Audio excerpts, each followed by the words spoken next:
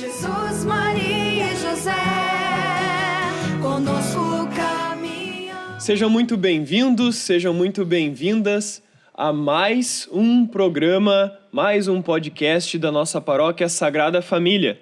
Eu sou o seminarista Pedro e de modo muito especial nesse mês, começamos o mês das vocações. O nosso último episódio foi com o seminarista Felipe, que fez pastoral aqui em Três Coroas, falando um pouco sobre a vocação em geral, sobre o nosso chamado universal, a vocação universal à santidade. E agora nós vamos ter, então, alguns pequenos programas também para falar de algumas vocações específicas, né? E trazendo de forma muito especial pessoas conhecidas pela nossa paróquia, por todos vocês.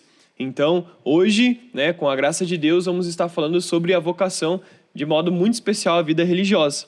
Para iniciar também esse programa, a gente conta, como sempre, com a presença do Gilce, que hoje, mais uma vez, me abandonou, né? Tá lá atrás das câmeras, cuidando para que tudo dê certo. Então, agradecemos sempre, né, o Gilce por essa ajuda. Como também vocês sabem, a ajuda do Padre Ezequiel, que também sempre apoia o nosso programa.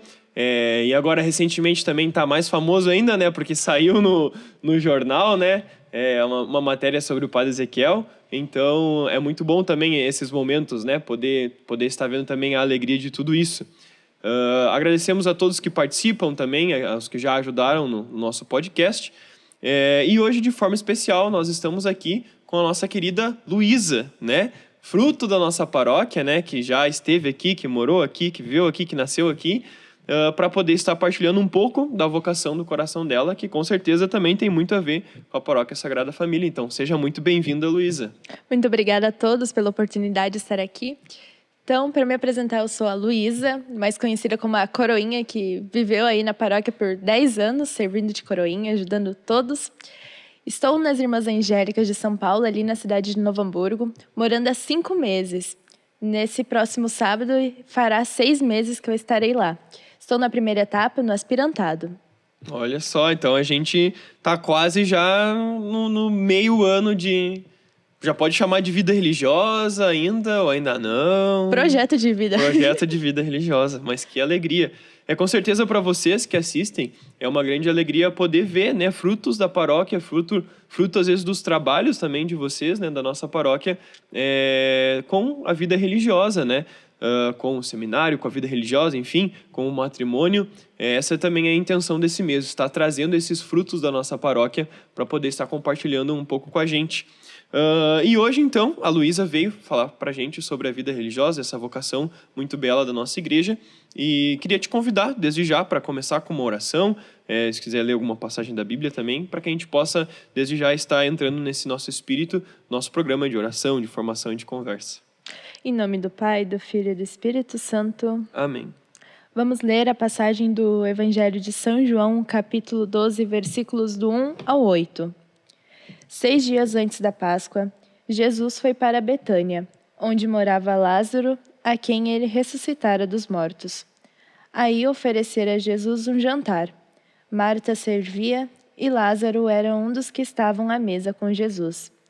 Então Maria levou quase meio litro de perfume de nardo puro e muito precioso, ungiu os pés de Jesus e os enxugou com seus cabelos. A casa toda ficou tomada pelo perfume.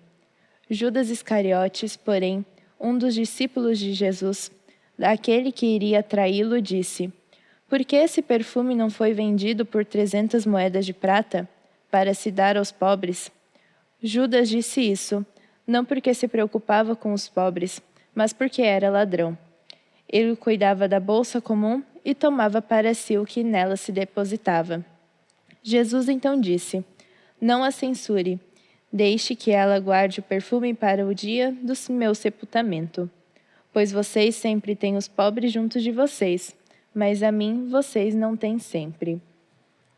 Então vamos pedir para que o Espírito Santo possa nos iluminar, para acolhermos com muita alegria, com o coração aberto, esses ensinamentos que hoje teremos neste podcast. Vinde, Espírito Santo, enchei os corações dos vossos fiéis e acendei neles o fogo do vosso amor. Enviai o vosso Espírito e tudo será criado, e renovareis a face da terra. Oremos. Ó Deus, que instruíste os corações dos vossos fiéis com a luz do Espírito Santo, Fazei que apreciemos retamente todas as coisas, segundo o mesmo Espírito, e gozemos sempre da sua consolação. Por Cristo, Senhor nosso. Amém. Em nome do Pai, do Filho e do Espírito Santo. Amém. Então, esse evangelho me chama muita atenção, antes de eu começar a fazer as perguntas, porque eu não sei, né, se isso também às vezes pode chamar a tua atenção, mas os amigos de Jesus, né, Maria, Marta e Lázaro, de certa forma, entre aspas, são uma primeira comunidade religiosa, assim, né? Porque são aqueles que viviam junto, que estavam juntos, né? E que Jesus ia ali para descansar.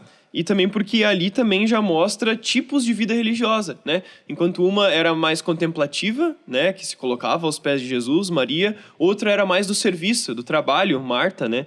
Então, me chama muita atenção esse evangelho por conta disso, porque já mostra que ser amigo de Jesus, essa vida religiosa, essa proximidade, pode se dar dessas duas formas, né?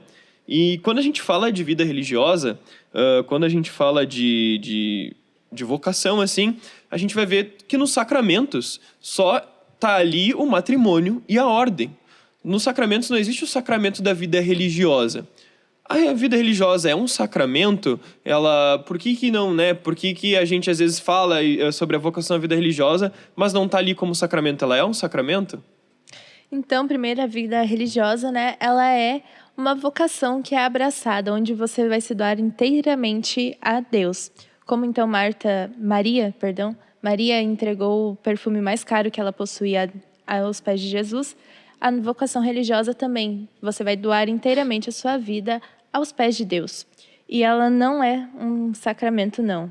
Pois ela não é um sacramento por conta que é feito só os votos. Uhum. Então, até o Catecismo, no número 926, afirma que a vida religiosa faz parte do mistério da Igreja. É um dom que a Igreja recebe do seu Senhor e que oferece como um estado de vida permanente ao fiel chamado por Deus na profissão dos conselhos. É muito importante isso, porque acho que hoje já não mais, né? Mas às vezes as pessoas acabam falando bastante do matrimônio e da ordem pelo fato de serem sacramentos e aprenderem às vezes isso na catequese, né? Mas isso não diminui a importância da vida religiosa, somente o fato dela não ser um sacramento, né? Bem pelo contrário, né? Não é isso que forma a vocação, né? E quando a gente também fala em vida religiosa, isso sempre existiu no Antigo Testamento, no Novo Testamento, depois começou esse ano, quando que começa a surgir assim, né, a vida religiosa? Talvez a gente já pode encontrar alguns exemplos na Sagrada Escritura onde surge assim essa ideia. Na Sagrada Escritura não teve nenhum exemplo assim de vida religiosa, mas Jesus foi dando meio que pistas para uma vida religiosa. Por exemplo, na passagem de Marcos, capítulo 10, versículo 21, ele fala que só uma coisa lhe falta. Vá, venda tudo o que você tem e dê aos pobres, e você terá um tesouro no céu. Depois, venha e me siga. Isso já é uma grande pista para a vida religiosa, que é largar tudo que tu tem e seguir a Deus. E a vida religiosa, então, ela iniciou no século III, principalmente com Santo Antão, que eram nos eremitas, né? Eles fugiam do mundo, iam para desertos, para montanhas, se retirar, para ter mais momentos de penitência, de oração. Foi a partir dali que começou a vida religiosa. Uhum. E a partir dali começam também a surgir diversos tipos, assim, né? Porque hoje quando a gente fala, talvez você aí de casa possa se perguntar, né? Ah, mas eu vejo que tem uma irmã de tal congregação, daí tem uma outra que é de tal, e daí começa a ver diferenças, assim, né? Apesar de todas essas diferenças, né? Existe algo em comum que caracterize, assim, a vida religiosa, né? Uma coisa que talvez toca tudo isso, né? Tipo um carisma geral da vida religiosa? Existe sim, né? O principal carisma da vida religiosa é doar-se inteiramente a Deus, esse desejo ardente de se doar a Deus totalmente a vida. Não que no matrimônio, em outras vocações, não se possa doar inteiramente a Deus, mas na vida religiosa a única preocupação vai ser se doar a Deus. Esse, então, é o carisma geral de todas as congregações. Cada congregação tem um carisma que vai definir um pouco o que vai ser a vida seguida. Se vai trabalhar em escola, se vai rezar mais. Mas o principal carisma de todas as congregações é esse desejo de se doar a Deus. Até São Paulo, acho que numa das cartas dele vai falar sobre isso, né? quando ele fala, acho que também sobre o celibato, ele diz, né, que quem tem mulher, né, fica só mulher, mas que, né, o marido vive para sua mulher, a mulher vive para seu marido, mas aquele que se consagra a Deus vive para as coisas de Deus, não para as coisas do mundo, né? Então, muito interessante quando tu comenta isso, porque nos volta isso, essa vida inteiramente ao nosso Senhor, né? E a gente às vezes também ouve falar que os religiosos, eles fazem tipo votos assim, né? São todas as congregações que têm esses votos, é isso? Isso. Todas as congregações é feito os votos de obediência, de castidade e de pobreza. Todas as congregações fazem isso, pois esse é o estilo de vida adotado por cada religioso. Uhum. E também é um próprio mandamento evangélico, que a gente chama de conselhos evangélicos, né? Isso. Depois também a gente vai poder explicar e falar um pouquinho melhor sobre cada um. Mas uma coisa que me chama muita atenção, e também talvez do pessoal de casa, é como existem vários exemplos, vários tipos, vários segmentos, né? Tu poderia explicar um pouquinho para nós? Porque às vezes a gente fala, não, ela é irmã. Ah, ela é religiosa. Ah, não, mas ela é monja. Ele é frei. Ele é irmão, ele é religioso. E às vezes a gente fica meio embaralhado, porque tem vários modos, pronomes assim de chamar, né? Ah, não, ele é frei, mas ele é padre, mas ele é religioso. Tipo, qual que é a diferença, assim, entre esses nomes, assim, né? Sim, geralmente as pessoas chamam irmã ou freira. Qual que é o certo? Na verdade, freira vem do frei, que significa irmão. Então, não está errado chamar uma irmã de freira. É a mesma coisa. É a mesma coisa. A mesma coisa. Existe um pouco as monjas, né? Que também podem ser chamadas de irmãs, mas monjas é mais para aquelas que vivem enclausuradas. Ou seja, vivem naquela vida mais de oração, né? De contemplação. Existe também as madres. Todas as irmãs são madres? Não. Madre significa mãe, ou seja, então é aquela irmã que vai ser responsável pela comunidade. Ela vai ser a mãe de cada irmã. Uhum. E no caso, na vida religiosa, tu deu exemplo feminina, mas na masculina, todo frei é padre? Todo padre é frei? Como é que funciona isso? Todo frei é padre? Não.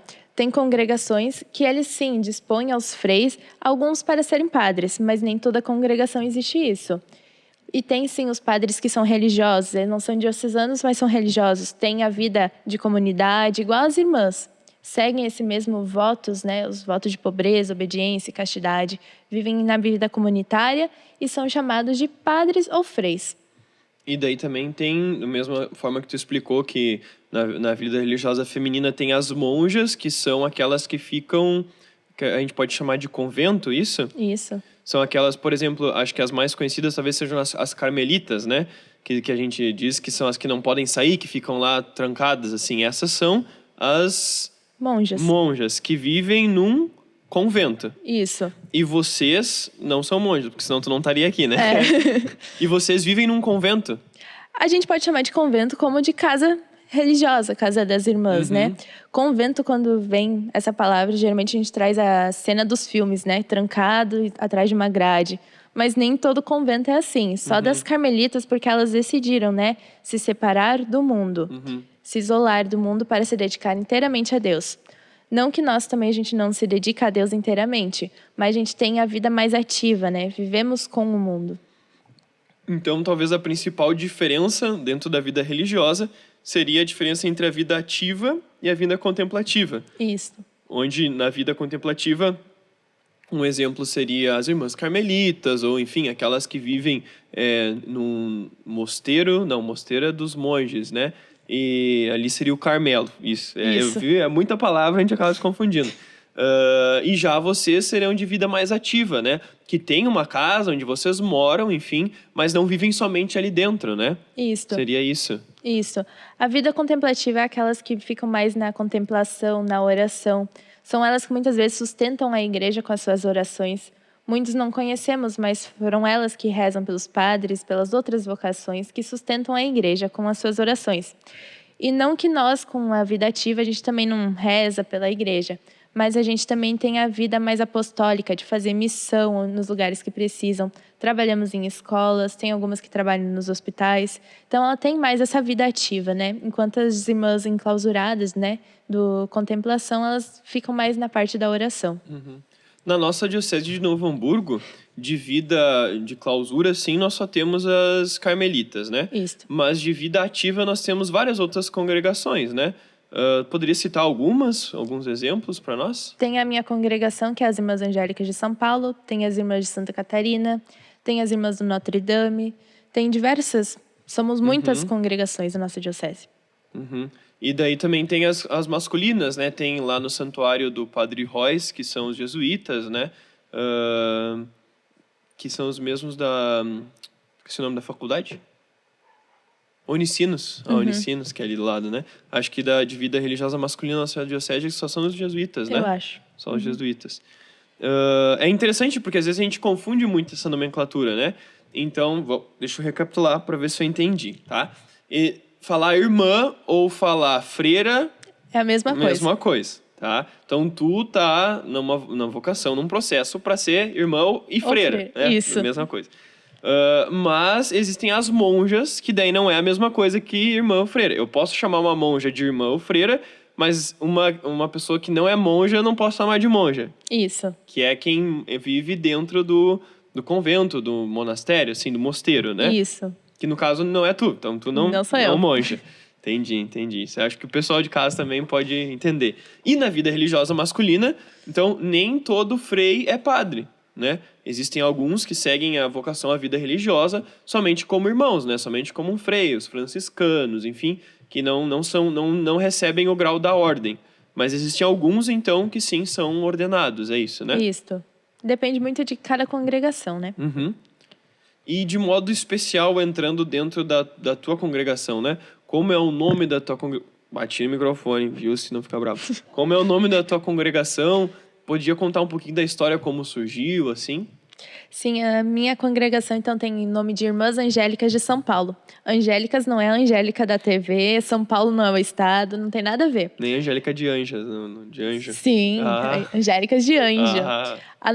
O nome foi escolhido Angélicas por conta que a gente tem que ser igual anjos, adorar ao Senhor e estar a serviço dos irmãos. E São Paulo porque é o apóstolo São Paulo, nosso protetor.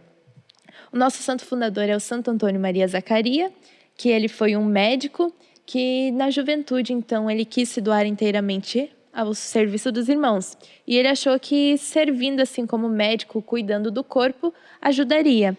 Mas ao se tornar médico, ele percebeu que não era só salvar o corpo, mas sim muitas pessoas tinham doenças na alma. Foi aí então que, com seu diretor espiritual, ele foi fazendo o processo e viu que poderia ser da vocação ao sacerdócio. E a partir dali começou a missão e fundou os irmãos dos Barnabitas, né, mais conhecidos como Barnabitas, fundou as Irmãs Angélicas de São Paulo e também os Leigos de São Paulo. Então, o nosso carisma específico é renovar o fervor cristão. Aqui no Brasil, nós temos irmãs que trabalham com colégios, o Colégio São Paulo. Na nossa diocese em específico, trabalhamos com a pastoral vocacional, que cuida dos coroinhas, enfim, toda a pastoral vocacional. E o nosso processo formativo começa com primeiros encontros vocacionais, que é onde as meninas vão fazer essa experiência, né? Depois de um tempo fazendo os encontros, começa o aspirantado, a etapa no qual eu estou. Que são 2 anos, a menina vai aspirar as coisas da congregação, vai conhecer a vida de oração, o dia a dia das irmãs, e ela ainda pode estar estudando ou não, e continua usando as suas próprias roupas normais. Depois, se ela quiser passar adiante, então ela passa para o postulantado, onde ela vai ser como um apóstolo, né? Vai começar a se aprofundar cada vez mais na congregação. Ali ela já recebe um crucifixo, no qual ela usa todos os dias de sua vida, que sempre para se lembrar do Cristo crucificado. Depois disso, ela passa para 2 anos no noviciado. O nosso noviciado é feito na cidade de Teresópolis, no Rio de Janeiro, onde lá é feito 1 ano de estudos profundos sobre a congregação, e no outro ano é mais pastoral, que ela trabalha nos colégios, tem vida de missão. A partir dali, então, se ela ainda quiser continuar a seguir, ela faz o junioriato, que é a vida, já faz os primeiros votos temporários, de obediência, castidade e pobreza. Então, no caso, até aí não tinha, entre aspas, feito votos concretos. Isso. Portanto, ela ainda não estava usando o véu. Mas vivia os votos, só não tinha feito ainda. Isso. Já segue mais ou menos a vida ali das irmãs, né? Então, no junioriato, que ela faz os primeiros votos delas, e por 5 anos ela sempre tem que renovar esses votos. Todos os dias, quando completa 1 ano, ela renova esses votos. E é nesse momento que elas recebem o hábito. Isso, elas recebem o hábito completo, no junioriato. Então, se a partir dos 5 anos ela tiver certeza que é o sim definitivo a Deus, ela faz a profissão perpétua, no qual ela recebe então a aliança em sinal do firmamento, né, que ela assumiu esse compromisso para Deus para eternamente. Então, desde quando tu entra, assim, mais ou menos, que agora tu tá no aspirantado, né? Isto. Desde quando tu entra, mais ou menos até os votos perpétuos, é quanto tempo? Até os primeiros votos são 6 anos. Aí depois mais 5, então dá 11 anos. E esses 5 anos, caso a pessoa, né, a menina, não se sinta segura em fazer, a igreja concede mais 4 anos para então discernir, né? Que todo o processo é um discernimento para ver se realmente é isso que ela quer. Então, no mínimo, são 11 anos até a profissão perpétua. E no início tu falou um pouco sobre a congregação Santo Antônio Maria Zacaria, isso? Isso. Ele fundou, então, além das Irmãs Angélicas, outro ramo de vida religiosa? Sim, ele fundou os Clérigos Regulares de São Paulo, mais conhecido como os Padres Barnabitas. E também os Leigos de São Paulo, que são para casais que queriam estar junto nas missões com as irmãs e os padres. Então tem o mesmo fundador, essas três, não sei como eu posso dizer, ramos, assim, né? Isso. Mas não são a mesma vida, não é tipo o mesmo carisma, o mesmo tipo de vida religiosa. Não. Cada um tem um modo específico. Um é Isso. para padres, outro é para as irmãs e outro é para os leigos casados, enfim. Isso. Ou celibatários também tem? Sim. Nesse outro... Ele criou 3 ramos, né? Porque ele via a necessidade que todos precisavam, né? Seguir alguma coisa. Então, como muitos casais, né? Começaram a pedir que eles também queriam alguma coisa, então ele fundou os Leigos de São Paulo. E normalmente quando a gente fala de irmã, de religioso, principalmente, né, tu vai perguntar para uma pessoa, a gente identifica através do hábito, né, através da roupa que tá usando. E tu tá usando uma roupa normal, assim, tipo, não um hábito com um negócio aqui assim, enfim, como a gente tá acostumado às vezes, irmãs. Tu explicou ali um pouquinho antes, mas poderia dizer de novo, por que tu ainda não usa, então, essa roupa? E depois talvez explicar como que é esse hábito, quando o processo, eu ganho primeiro o sapato, depois eu ganho uma saia, depois eu ganho... Como é que é isso? Então, na primeira etapa, eu ainda uso minhas roupas normais, como eu estou usando agora. Na segunda etapa, que é no postulantado, recebe então a saia cinza na minha congregação. Utiliza a saia cinza, uma camisa branca e o crucifixo. Na terceira etapa, que é o noviciado, ela ganha uma camisa branca, um vestido cinza sem mangas e o crucifixo ainda. Um vestido sem manga. Uma camisa branca social por baixo, daí por cima um vestido... Isso, um vestido até na canela. E daí então, no junioriato, ela recebe esse mesmo vestido, só que com mangas, cinza, e o véu, branco. Em solenidades e nos domingos, eles usam um hábito mais bege, que é para ficar algo mais solene, mais bonito. Mas no dia a dia é o cinza. E daí então, na profissão perpétua, só recebe a diferença que é a aliança. Entendi. Porque às vezes tinha outras que estavam fazendo outras etapas com vocês lá, que estavam sempre, às vezes, meio que com roupa diferente, assim, né? Daí, por isso que... só para identificar mesmo, né? E então, atualmente, o hábito de vocês é... Cinza no dia a dia, com o véu branco. E em solenidades e domingos... O véu branco é o que vai aqui. Isso. Tá. E em dia a dia, em solenidades e nos domingos, bege com o véu branco. E no caso, por debaixo do hábito, vocês usam uma roupa normal. Uma camisa branca e uma roupa normal.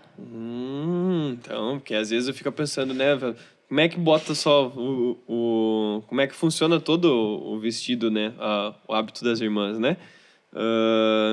Porque tem diferentes congregações, né? Tem aquelas que tem um véu assim que é maior, aí tem as irmãs carmelitas que é um marrom mais escuro, enfim, tem vários modos assim, né? Mas cada hábito representa e dá um foco também ao carisma da própria congregação, né? Tem as irmãs de Riozinho, que são as irmãs São Camilo, que elas têm também um hábito com uma cruz vermelha, que assim, né? Porque elas trabalham, acho que de mais especial nos hospitais, assim, também, Isso. né? E não quer dizer que aquelas irmãs que não utilizam o hábito não sejam irmãs, elas são sim. Pois talvez o serviço que elas estejam seja melhor elas não estarem usando, né? Então, tem congregações que usam só uma saia, uma camisa e um crucifixo, e são irmãs, né? Então, são diversos tipos de carismas e cada carisma tem as suas regras e define o seu hábito. Sim. O pessoal acho que não tem imagem aqui. Não, mas o pessoal acha que a gente é muito acostumado a ver o hábito por causa de São Francisco de Assis, né? O hábito franciscano, que é acho que é a túnica que se chama marrom, e daí com o símbolo, né, que é a corda que tem os 3 nós, né, da obediência, pobreza e castidade, né?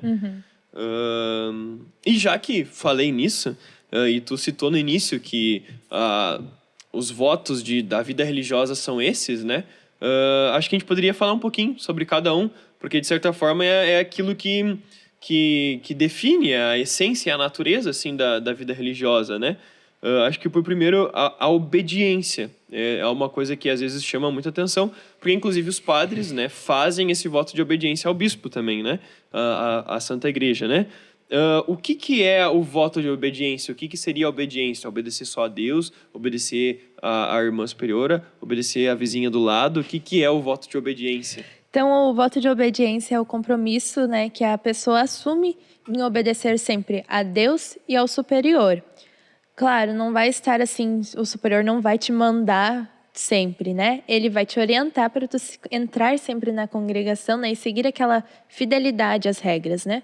Não quer dizer que ele vai ficar sempre te mandando e te, né? Não, ele vai te orientar, né? E sempre obedecer a Deus em primeiro lugar. Então, ela está longe, essa obediência, de perder a dignidade da pessoa. Ao contrário, ela vai dar essa dignidade, pois a obediência vem para orientar ela no caminho certo. Não é tipo, irmã, posso tomar água? Irmã, posso ir no banheiro? Tipo, o tempo todo assim? Quase não. Não? Não. Quase não. Certas coisas a gente tem que perguntar, né? Sim. Óbvio que a gente não vai querer fazer qualquer coisa, né? Mas Irmã, posso sair correndo na chuva? Não, assim, isso não. Então, a gente sabe o que é o certo e errado, né? E tem coisas que a gente, sim, pede a permissão, né? Mas também a gente tem um pouco essa liberdade. Posso tomar água agora? Não, posso. Então, isso é um pouco a gente é livre, né? Dá pra comparar um pouco como é em casa, assim, com a mãe e com o pai. Tipo, a gente sabe que tem coisas que a gente não precisa pedir, é coisa meio óbvia, né? Posso estudar. Não, tu tem que estudar, né? Mas existem, então, coisas que, então, tu precisa pedir, né? E já que a gente também falou da obediência, por exemplo, as carmelitas, elas vivem dentro do convento, né? Tu pode sair do convento, tu sai sozinha, tu tem que sempre estar com uma irmã junto. Como é que funciona? Como a gente vive numa vida de comunidade, a gente costuma não sair sozinha, né? Claro, às vezes há necessidade, né? Então, as irmãs saem sim sozinhas, mas geralmente quando alguma fica hospitalizada, né? Ou até de sair de férias, a gente costuma acompanhar, né? Porque é a vida comunitária, a gente vive em união, né? Então, a gente pode sim, pelo menos na minha congregação, a gente pode sair, né? Portanto, a gente ajuda na paróquia, a gente dá catequese, né? Tem os eventos nas paróquias, a gente também ajuda lá. Então, a gente pode sim sair, né? E até as carmelitas, né? Então, elas precisam, às vezes, sair, né? Tem uma irmã que é responsável por ir no mercado, né? Nós Pois também... eu ia perguntar quem vai no mercado na casa de vocês. As irmãs. São vocês mesmos? Falta Nós tal mesmos. coisa. Assim como a gente vai no mercado, a gente limpa a casa, a gente faz tudo, né? Só a gente. Essa pergunta do mercado é muito importante. Porque quando eu tava no propedêutico é do lado, né? Para vocês de casa aí, lá em Novo Hamburgo, no bairro Primavera, tem o seminário propedêutico, que é onde a gente passa o nosso primeiro ano de seminário, e um pouquinho mais para cima tem a casa das irmãs. E às vezes, né, algum dia de noite, quando a gente ia assistir filme, a gente gostava de fazer Pipoca. Não. Brigadeiro? Doce pra comer, um brigadeiro. A gente gostava de fazer brigadeiro. Só que às vezes, né, a gente não se prevenia e não tinha creme de leite, ou não tinha leite condensado, ou não tinha Nescau. E daí a quem que a gente recorria de noite? A gente ia lá na porta das irmãs angélicas. Ô, irmã, tem creme de leite? Então é muito importante saber quem ia no mercado, porque é quem fornecia o creme de leite para nós, né? As irmãs deduziam que os seminaristas iam querer algum doce, né? Então já deixavam comprava. Já compravam já. E outra coisa, tu também sai para estudar, né? Isso. Como eu ainda estou fazendo ensino médio, eu saio para estudar normal, como os outros jovens, né? Eu estudo numa escola com outros jovens, então eu tenho ainda esse envolvimento com eles, né? Eu uso o uniforme normal da escola, tenho mesmas atividades, mesmas provas que eles, então sou normal nessa parte, né? Nós temos as escolas, como eu falei, mas ficaria um pouco ruim a gente estudar junto, né? mas teria a possibilidade, sim, de estudar nessas escolas. Mas é bom que eu vou ter já esse contato com a comunidade, né? Com o mundo atual. E tu falou, né, dentro também da secção da obediência, tem a irmã que ela é madre, né? Como é que faz isso? Como é que se torna madre? Tipo, alguém escolhe uma votação, vocês lá na casa votam. Ah, não, eu gosto dela, ela vai ser madre. É uma pessoa, como é que é a escolha? Tu saberia dizer? Geralmente é a madre geral, né? Que ela define quem que vai ser as superiores de cada casa, de cada comunidade, né? A madre provincial, que é a madre só do Brasil, é feita uma votação. E daí, então, a madre geral, que é do mundo inteiro, da nossa congregação, ela dá a batida final do martelo. Aí a madre de cada comunidade aqui do Brasil, a madre provincial também auxilia nessa parte, né? Porque se fosse só por votar as irmãs, né, não ia dar muito certo, né? Ia ter as preferidas, então, por isso é igual quase os padres com o bispo, né? É isso que eu ia perguntar. Tipo, a madre geral seria o papa, Isto, tá? Aí a madre provincial seria o bispo. isto, E a madre de cada casa religiosa seria o pároco, o Isso. padre da paróquia, assim. Então, quem escolhe quem vai ser o pároco, a madre em tal lugar, é o bispo, mas junto com a aprovação da geral. E a provincial junto com a aprovação da geral, isso? isso. Não é tipo, eu quero tal madre aqui. Não. Não. Não é assim. Não. E também vocês não votam assim, nem tem tipo, eu vou entrar nas irmãs porque eu quero ser madre, tipo... Não, a gente tem que entrar já pensando que você talvez não possa ser, né, madre. E até é muita responsabilidade, né? Então a gente tem que o coração aberto, que se for a vontade de Deus, ele vai te conduzir, né? Mas não é certo que eu vou ser madre. E madre é sempre a mais velha ou pode ser que exista uma irmã mais velha do que a madre? Não, isso não tem nada a ver com a idade, né? Até na minha própria comunidade onde eu moro, tem uma irmã mais idosa do que a superiora, né? Então não tem nada a ver com a idade. Entendi. E dentro da própria obediência, depois o segundo voto, então, seria a pobreza, né? Só que quando normalmente a gente fala a palavra pobreza, pode vir na nossa cabeça, tipo, a pobreza enquanto miséria, né? Tipo, morar, às vezes, uma pessoa que infelizmente está morando na rua, não tem o que comer. Isso é o voto de pobreza, né? Ou o que seria o voto de pobreza? O voto de pobreza é tu não ter nada, mas também tu tem tudo. Como assim? Pois é, a gente não tem nada pessoal. Isso é meu. Não. O que é meu também é do outro. Porque a gente compartilha tudo na nossa comunidade, né? Então, o voto de pobreza é tu não ter nada de bens consigo mesmo. Ou se tu tiver, então tu tem que compartilhar com todos, né? Porque a gente vive em comunidade. Assim, numa família, né?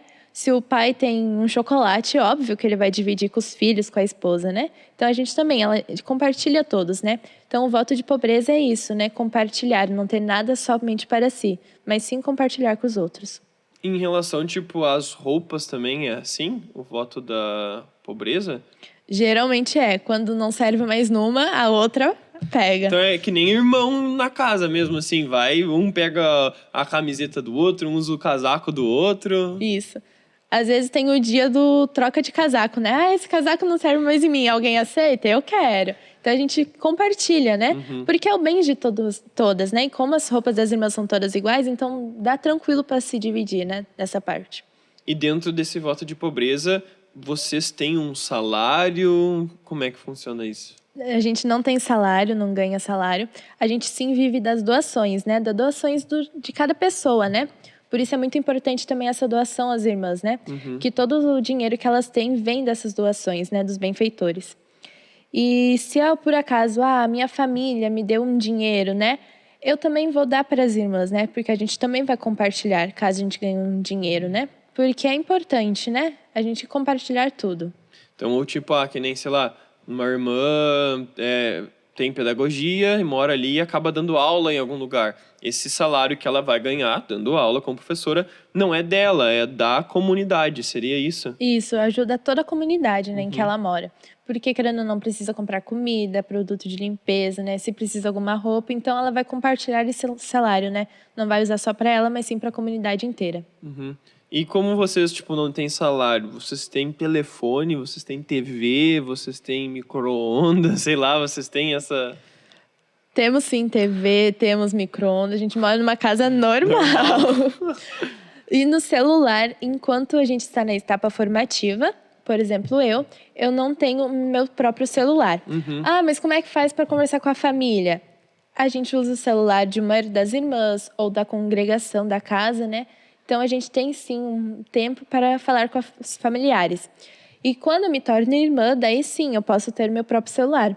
Mas muitas irmãs estão tão desapegadas que nem querem ter o celular, né? Porque, querendo ou não, às vezes podem acabar perdendo muito tempo nele, né? Então, isso depende de cada irmã. Acaba acostumando mesmo assim a ficar sem...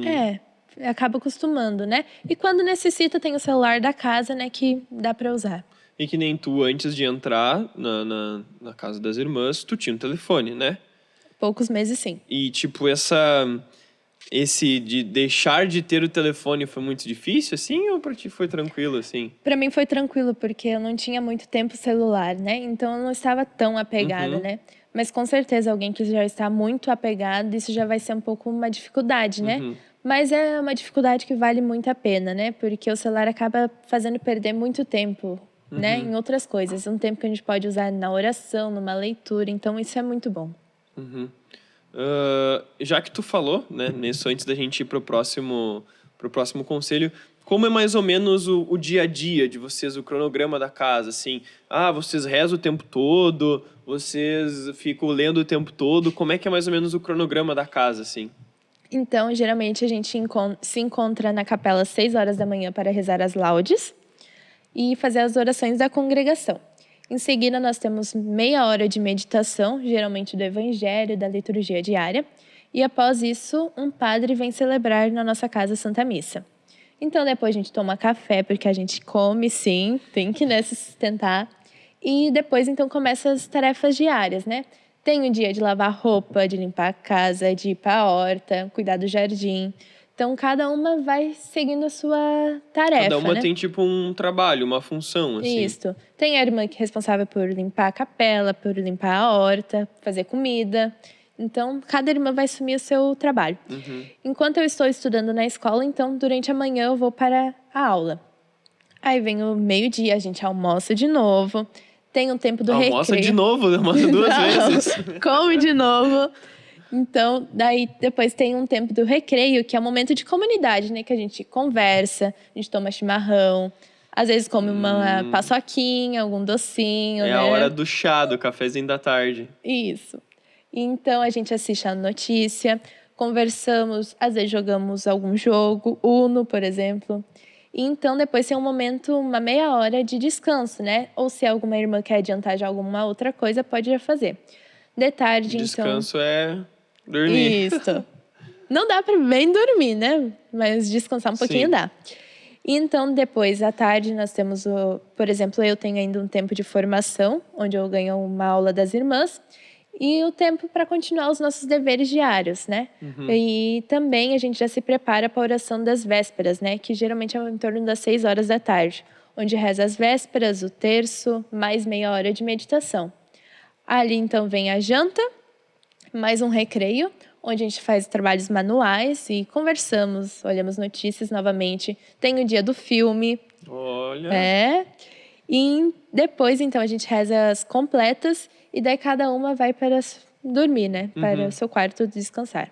Ah, no caso, cada uma tem um quarto. Vocês não dormem tudo junto num quarto só. As irmãs têm cada uma o seu quarto, onde a gente chama de clausura, que ninguém entra, nem eu nunca entrei lá, então é um mistério. Mas elas dizem ser bem normal, né? Uma cama, um guarda-roupa, uma mesinha, é isso, né? Nada de grande Aquelas riqueza. que já fizeram os votos perpétuos. E as junioras também. A partir que se torna irmã, já pode entrar na clausura. Eu, enquanto estou na etapa formativa, tenho o dormitório, que daí sim, tem várias camas para as meninas, né? Ter o seu quarto. Só que como eu estou sozinha aqui, então eu acabo tendo quarto só para mim. Tu tem o teu quarto. Mas eu estou à procura de alguma companheira. Então, se alguma menina sentir no coração, procure. Pra ser companheiro da Luísa, coitada, né? Tá sozinha no quarto ali, querendo ajuda. É muita solidão lá. Sim. Ah, então o dia é atarefado, assim, né? Muita E coisa. tu falou, vocês também desenvolvem atividades, às vezes, nas paróquias, assim, da catequese. Isso também é de noite, de tarde? A catequese que a gente ajuda lá na nossa paróquia é de noite, na quarta-feira de noite. Mas os trabalhos nas paróquias são mais no final de semana. Algum outro é de noite, assim, durante a semana, mas geralmente é nos finais de semanas. Que é daí onde vocês realmente vivem mais do carisma no ponto missionário, assim, né? De evangelizar, enfim. Isso. Geralmente a gente conversa com alguns jovens, grupos de jovens, sobre a vocação, né? Ou até mesmo com os coroinhas, dando alguma formação, com grupos do ON, da CLJ. Então é bem diversificado. Interessante, é um cronograma Gigantesco. repleto com bastante coisa. Já do dia deve passar. Rápido. Quando a gente vê, já tá na hora de dormir de novo e é muita coisa, mas é muito bom. Sim. O próximo voto, então, né? A gente falou da obediência, falou da pobreza, seria a castidade.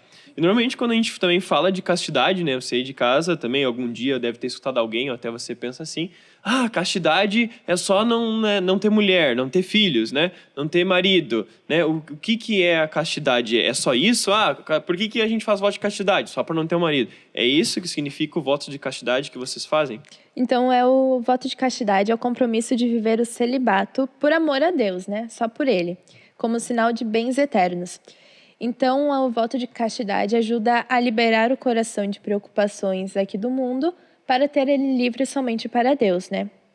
E por isso ele, então, exige a maturidade, a vigilância e a vida fraterna para ser vivido com alegria, porque senão se torna algo cansativo, né? Então, no caso, vocês não podem casar. Está um pouco errado isso. Meu Deus. A gente não casa com nenhum homem em si, mas a gente casa com o melhor marido de todos. Que é o próprio meu Deus, Jesus. A minha vida é um erro. Eu sempre tinha escutado que as irmãs não casavam. Não, as irmãs casam sim com o próprio Jesus, né? Portanto, quando faz a profissão perpétua, se usa aliança. As crianças chegam, nossa, irmã, você é casada? Sim, com Jesus, né? Então é com ele que a gente casa, né? Acho que inclusive no Carmelo, que elas também, quando vão entrar ou vão fazer algum voto, elas entram vestido de noiva, né? Isso. É no Carmelo, eu acho que Eu é, acho né? que é. Isso. Interessante. Então, esse voto de celibato, esse voto de castidade, não é só não casar com um homem, né? Mas é viver esse tempo todo doado, então, a Jesus, né? Isso. Que a gente se doa inteiramente a ele, né? A gente tá com o coração livre para ele. Interessante. E em relação a isso também, o contato com a família. A tua família pode ir lá te visitar, tu visita a tua família. Como é que é essa questão, assim? Geralmente, então, a gente tem um período de férias, uma vez por ano, né? De 15 dias, onde a gente pode visitar, sim, a nossa família. E também a família é livre para ir visitar a gente. Claro, a gente tem que estar em casa, né? Como a nossa vida é um pouco corrida, né? Às vezes se torna difícil. Mas pode, sim, visitar a gente, né? E também hoje a gente tem a tecnologia, então a gente pode às vezes falar por mensagens, videochamadas, né? Não é toda hora, mas a gente tem sim às vezes esse contato com a nossa família. Interessante. E até como eu tô na mesma diocese da minha família, a gente tá às vezes num evento aí, meus pais, né? Então Acaba se encontrando, acaba né? se encontrando, né? Mas quando está à distância, então tem essa possibilidade, né, dos pais visitar ou pelo celular, né? Então tem sim esse contato. Hoje, ali em Novo Hamburgo, na casa de vocês, são quantas irmãs? São 3 irmãs de votos perpétuos e eu como aspirante. Porque antes tinha algumas outras que estavam junto contigo ali, né? De menina, não. Elas foram para a próxima etapa Tá. antes de mim. Mas, tipo, tu já morou ali, quando tu foi pra lá, elas não estavam mais. Isso, a menina que estava lá, aspirante, ela se tornou postulante, ela saiu Poliana. Então ela se tornou postulante, ela saiu no sábado e eu entrei no domingo. Então a gente acabou não morando juntas. Então hoje ela tá onde? Em Teresópolis, no Rio de Janeiro. No Rio. E daí eu lembro também, como eu sou de Parobé, tem a irmã Tailine. Isso. Ela hoje está em Fortaleza, morando por um tempo lá. Mas ela já é irmã. Isso, juniora. Juniora, entendi. E no meio do processo formativo de vocês, tipo, que nem para se tornar padre, a gente tem que fazer filosofia e teologia. Vocês precisam fazer alguma faculdade? Não precisamos fazer faculdade, nenhuma. A gente só tem as formações, né, básicas sobre a nossa congregação, sobre a igreja. Então, depois que a gente faz os nossos votos, a gente pode sim fazer alguma faculdade. Mas principalmente a gente faz faculdade de pedagogia, administração, contabilidade, que vai ajudar a nossa congregação, né, como nosso carisma envolve mais isso. Mas nada impeça da irmã fazer teologia, filosofia, né? Mas geralmente é a faculdade, se fizer, é mais voltado para ajudar a congregação. Ali na casa de vocês, alguma das irmãs dá aula, alguma coisa do tipo? Tem faculdade? Tem faculdade de pedagogia, mas aqui na diocese ela não está exercendo, né? Mas ela estava morando em outro lugar e ela trabalhava no colégio. Interessante. E antes de eu perguntar, assim, como surgiu o teu chamado, enfim, mas já falando de ti também, né?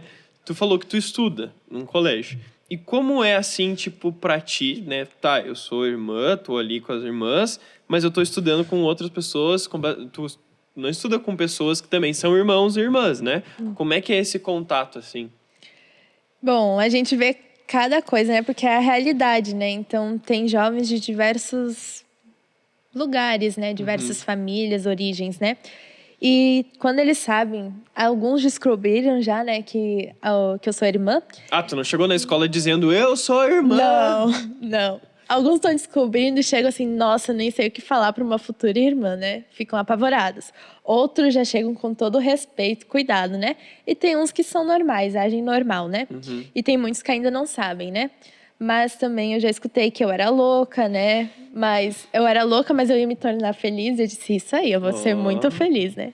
Então, é bom que a gente já vai ter esse contato com a realidade, né? Que não é todo mundo é perfeito. Então, tem diversos tipos, né? De diversos lugares que vem, né? Então, isso é muito bom. Interessante. Porque às vezes a gente fica pensando que nem nós no seminário em São Paulo, a gente estudou num seminário que era praticamente só seminaristas, né? Então a gente não estudava com leigos, não tinha tanto contato assim. Final de semana pastoral, sim, né? Mas durante o período de aula, não. Agora, hoje, na teologia, a gente faz na PUC, né? Então a gente acaba tendo contato com pessoas de outros cursos, né? E às vezes eles ficam assim também, eles não sabem, vocês são da teologia, você quer ser padre?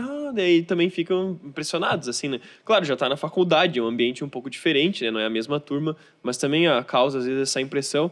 Principalmente que a maioria vai, né, de calça social, sapato social, uma camisa social. Então a gente também anda meio que em grupo, que nem manada de seminarista, assim. E daí eles acabam, tipo, olhando, lá vem lá vem os seminaristas. E a gente tem o kit seminarista, que a gente brinca, né? Normalmente, quando tu vê um seminarista na PUC, ele vai estar assim, calça preta, sapato preto, enfim. Nunca vai estar sozinho, sempre tem um bolinho de uns 2 ou 3. E sempre tem um chimarrão no meio, né? É impressionante. Tu olha para os outros cursos, não toma chimarrão. Agora, tu vai no seminarista, sempre tem uma cuia, um chimarrão. Ali na nossa casa, a gente sempre leva um lanchinho, uma bergamota, uns bolos. Aí a gente faz uma convivência na universidade, assim, né? Eu, então, como não tenho nenhuma parceira, né? Ando sozinha na escola, né? Claro que eu já fiz amizades lá. Mas eu não tenho essas pessoas para andar com a minha manada, né? Infelizmente. Tu tá em que ano? Segundo. Então dá tempo, se você quiser entrar, né, pras irmãs, ano que vem ser colega da irmã Luísa, não na mesma, talvez sim também, né, Talvez na mesma sim. turma, e não deixar a irmã Luísa sozinha. Se você de casa, menina, tocou no seu coração o testemunho da irmã Luísa, né, olha como ela tá sozinha, não deixa a irmã sozinha, né, fala com a irmã, vamos ajudar, vamos ajudar, fazer né? companhia, né. Mas agora falando propriamente sobre o teu chamado, sobre a tua vocação, né? Como vocês de casa sabem, ela já falou, tu é da paróquia, né? Sagrada Família de Três Coroas. Como foi que surgiu esse teu chamado? Tu sempre quis? Como é que foi que veio isso pra ti, né? Bom, eu nunca, quando era pequena, eu nunca imaginava isso, né? Eu dizia que eu ia ser professora e só professora, né? Pensava já em criar uma família, ser mãe, né? Foi no meu retiro de primeira Eucaristia que, durante uma palestra sobre vocação, a palestrante fez a pergunta: quem aqui gostaria de ser uma religiosa? Como eu estava sentada bem na frente, né? Eu não vi, né, se alguém ergueu a mão, não. E eu ergui toda animada. E olhei para trás, foi aí o baque, né? Ninguém tinha erguido a mão. Eu fui murchando, assim, na cadeira de um jeito, assim... Então, né, foi ali que começou a despertar, porque eu nunca tinha pensado até então. A partir dali, então, foi essa dúvida surgindo, né? Será? Então, eu passei a primeira Eucaristia, foi uma experiência muito bonita, muito profunda. E logo após isso veio, então, a pandemia. Então, ali, né, parou tudo, né? Foi neste momento, então, que eu resolvi aprofundar mais sobre a igreja, né? Então, eu comecei a ler alguns livros de santos, né? Fui conhecendo as histórias deles, e então ali começou novamente esse chamado, que tinha parado por um pouco. Então, já no final da pandemia, durante uma missa aqui na paróquia, veio um padre de fora celebrar, e ele virou para mim na sacristia, como eu era a única coroinha, ele virou para mim e disse assim, tu vai ser irmã. E eu disse, eu não, tô fora. O primeiro passo é a negação, né? Sim, por dentro o coração grita sim, mas a gente não quero, né? Por fora a gente nega. E então eu cheguei em casa, meu Deus, como é que eu vou contar para meus pais, né? Aí então eu tomei coragem e falei com eles, né? Eles ficaram felizes, né? Disse, por que não, né? É uma experiência bonita, né? Se for da vontade de Deus, vai dar certo, tu vai conseguir. E eu pensei, não, eu não vou querer isso. Mas que um pouco eu disse, não, eu quero sim, não quero. Então ficou essa dúvida, né? Até que então trocou o nosso pároco. E primeira coisa que quando ele me viu, ele disse, tu tem cara de Angélica. Eu disse, meu Deus, será que eu tenho cara de anjo então, né? Primeira coisa a pensar. Até que então eu pedi o que era o Angélicas, né? Aí ele disse, são umas irmãs muito queridas, né? E foi contando assim da congregação. Ele disse, não, mas sério, tu tem cara de irmã, né? Religiosa. Aí foi aí que eu parei, não, mas de novo esse sinal, né? Não pode ser. Então eu comecei a rezar muito, né? Pedindo assim para o Senhor me iluminar, o que ele queria de mim, né? Foi aí então que eu conheci outras congregações também. Eu acompanhei por um tempo e depois eu finalmente conheci as Irmãs Angélicas. Gostei muito delas, eu conheci elas no Encontrão dos Coroinhas Diocesano. E então, a partir dali, eu já peguei a data do próximo encontro vocacional e comecei a ir. Cada vez que eu voltava dos encontros, eu voltava muito mais animada, né? E com a certeza que ali eu queria estar. Então, depois de 2 anos de encontro vocacional, eu tomei atitude, né? E disse, sim, eu quero entrar. Então, eu entrei esse ano. Olha que legal. E desde quando tu entrou, ou até esse processo de entrar, teve algo que foi mais difícil, talvez assim, para ti? Teve, principalmente antes de entrar, a decisão, né, de entrar ou não, né? Porque eu entrando, eu teria que deixar minhas amizades de escola que davam comigo desde pequenininhas, né? Então, sempre eu vivi com essas minhas amigas, então eu teria que deixar elas, né, encarar uma escola nova. Principalmente a dificuldade de deixar os coroinhas, né, que eu cuidava há anos deles, né? Então, tá ali na paróquia ajudando em qualquer coisa, né? E também a família, né? Que a gente está muito acomodado, geralmente, na nossa casa, né? Então, é mais fácil morar com os pais. Então, eu teria que encarar uma realidade totalmente diferente, né? Mas, então, eu tive essa coragem e fui, né? Sim. E assim como perguntei da dificuldade, desde então, qual também são tuas maiores alegrias, assim, o que te faz mais feliz, mais realizada, que tu deita às vezes a cabeça, né, no travesseiro e faz aquele hoje tô feliz, assim, né? Então, a primeira alegria, eu acho que é, né, já estar nesse caminho, já ter dado o primeiro passo, né? Então, se o Senhor quis eu aqui, então Ele vai me dar forças, né? Então, ter essa confiança também em Deus, né? E é muito bom tu acordar e já poder ir para a capela, né? Ver Jesus ali no sacrário, né? Dormir e dar primeiro boa noite para Ele, né? O primeiro bom dia é para Ele, o boa noite é para Ele. Então, isso é muito bom, né? Já ter a presença ali de Jesus pertinho, né? O que às vezes em casa a gente é um pouco difícil, né? Ter um tempo às vezes para ir visitar Jesus no sacrário, né? Mas na vida religiosa eu acho isso muito bonito. A gente tá morando ali com Ele, né? Então isso é uma das minhas maiores alegrias, né? E também trabalhar, né? Continuar trabalhando assim com criança, porque a minha paixão é criança, né? Então isso também me deixa muito feliz. Que legal. Além do santo da fundadora da comunidade, Santa Antônio Maria Zacaria, tu tem alguma santa religiosa que tu tenha uma devoção assim muito grande, ou que talvez foi até um exemplo assim para ti quando tu entrou? Eu acho que é uma quase de todas as meninas, né? Santa Terezinha, né? Quando eu li o livro dela, a História de uma Alma, né? Ali parece que foi o choque final que eu precisava para eu entrar, né? Claro que eu pensei primeiro, então, também no Carmelo, né? Por conta da história dela, né? Mas depois eu vi que, na realidade, é assim como ela falou, né? O que agrada a Deus, né? É a minha pequenez, né? Então, acreditar, né? E estar nos braços de Deus, né? Então, acho isso muito bonito da parte dela, né? Que tudo ela fazia com muito amor. E então é isso, né? E ela me inspira muito. E Luísa, com certeza deve ter algumas meninas, né, nos assistindo, ou até alguns meninos, talvez também, né, nos assistindo, e talvez o coração, né, tocou um pouquinho a partir de tudo isso que tu falou. Como saber que, então, eu tenho vocação, né, pensando nas pessoas que estão em casa, que talvez sentiram isso, que talvez pensam isso, talvez tenha essa dúvida, né? Como saber que eu tenho essa vocação e como uma dica talvez que tu possa dar para essas pessoas, né? Qual o processo que elas podem fazer, como buscar ajuda, enfim, como alguém que talvez se sentiu tocado por esse teu testemunho ou por um testemunho de alguma irmã pode proceder assim, né? Primeiramente, o primeiro sinal da vida religiosa ou até sacerdotal, né? É se você sentir o seu coração tá ardendo aí, alguma coisa estranha. Esse é o primeiro sinal, né? Que todo mundo sente esse friozinho na barriga. E depois, então, que você sentiu isso, você precisa rezar muito, né? Rezar, Senhor, o que queres de mim? O que queres que eu faça, né? Assim como Nossa Senhora falou várias vezes, né? Rezar isso também, que, claro, não vai vir um anjo te pegar pela mão e te levar, deixar na porta do convento, do seminário. Não vai vir também uma voz, eu quero isso de ti, né? Mas tu vai começar a ver uns sinais, né? E tu vai sentir na oração esse amor de Deus. E também um enorme desejo de estar inteiramente em Deus, de se entregar totalmente a Ele. Tudo que tu fizer é para Ele. Então esse também é um grande sinal, né, dessa vocação. E buscar também orientação, né? Primeiro com o pároco da sua cidade, depois então ele pode te encaminhar para congregações, né? Em quais contatos tu pode entrar e ir conversando, né? Não já entrar logo na primeira, mas conhecer todas, né? Porque é muito importante isso de conhecer. Uhum. Tu não quer deixar já aqui, talvez, sei lá, o Instagram, o número de vocês pro pessoal já... Não sei se tu sabe de cor o número ou sabe o Instagram, para quem já tiver, já poder procurar. Aí no Instagram é Irmãs Angélicas de São Paulo. Ele não é só da nossa comunidade, ele é então do Brasil inteiro, então tu já conhece a nossa congregação inteira, né? Pode seguir lá, se precisar de alguma coisa, pode entrar em contato com o nosso pároco, né? O Padre Ezequiel, né? O padre da sua cidade. E entrar também, talvez, pelo Instagram em contato, né?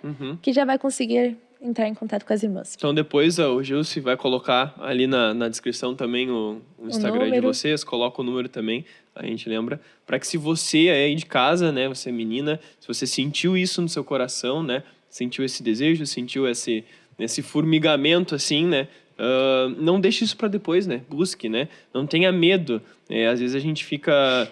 Eu digo até mesmo porque o processo de entrar no seminário, enfim, entrar na vocação religiosa é muito parecido, né? A gente tem esse medo de dar o primeiro passo, né? E às vezes a gente fica pensando, não, mas talvez depois, deixando para depois, né? O fato da gente entrar não quer dizer que a nossa vida vai ser sempre aquilo e que terminou ali, né? A gente pode fazer um processo de discernimento ali dentro também, né? Posso entrar no seminário, passo um tempo, vejo, não é essa a minha vocação, então eu posso sair. A gente sempre compara como um namoro, assim, né? Por mais que o objetivo final de eu entrar no seminário é o sacerdócio, por mais que o objetivo final de eu começar a namorar é o matrimônio, também pode ter um término.